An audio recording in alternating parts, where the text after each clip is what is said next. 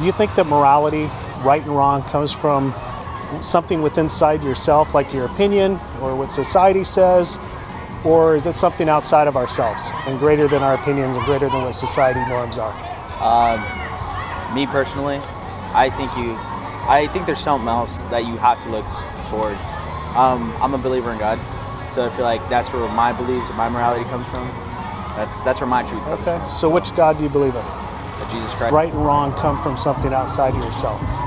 I do believe that it does come from within yourself, but also it's influenced by the people around you and like the environment you grew up in, like the environment around you. Okay, so let's say there's a guy who grew up in was raised by wolves. Raised out in the woods, he grew up, if he was hungry, he would hunt down and kill whatever he wanted to eat. And so he comes into our society and he starts seeing, people. And he starts coming out of the mountains and he starts grabbing these people and he realizes kids are actually a little more tender. So he starts going for these small children. Would that be right or wrong?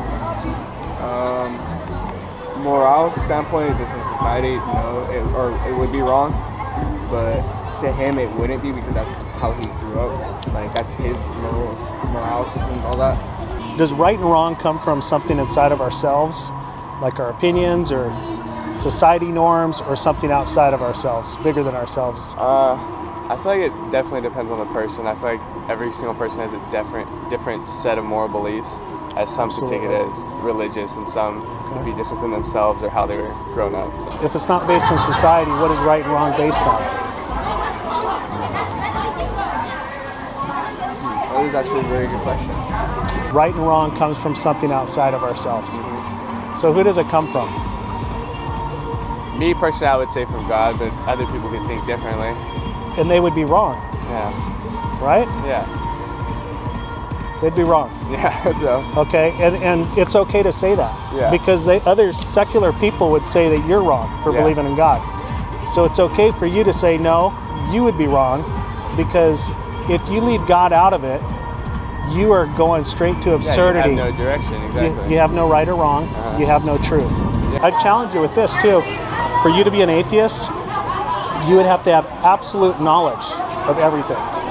To say that God doesn't exist, you would have to be absolutely sure of everything. Now,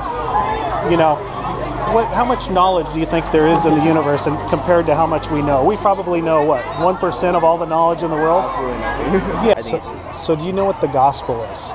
I think they're different books written by different individuals. Is that right? So you do have the gospel books, Matthew, Mark, Luke, and John. Right. Okay. And so the gospels in general sense are the life, death, and resurrection of Christ. Right. But in a very specific sense, this is the gospel. We've all sinned. Okay. We all have dirty, wicked hearts. Our hearts are sinful. The heart says in Jeremiah, hearts are deceitful above all things. Right. We've all fallen short of God's glory. And because we've sinned, we're separated from God. Okay. And by nature, because we're sinful, we naturally do these evil things like lie and steal. We don't have to teach kids to do that. They naturally do that. Yeah, right.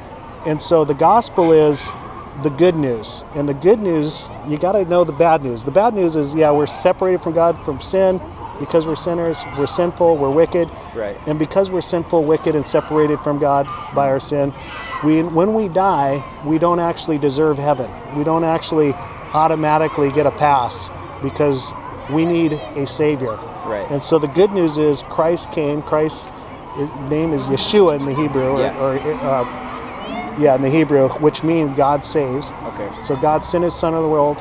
Whoever believes in Him would not perish. So we can have everlasting life because God provided the sacrifice for sin. So whoever thirsts, when you're thirsty, you desire something. Right. So January, you were desiring something. You had this spiritual thirst. Mm-hmm. And Christ says, whoever thirsts, come to me. Yeah. And I'll give them the living water, and they'll never thirst again. So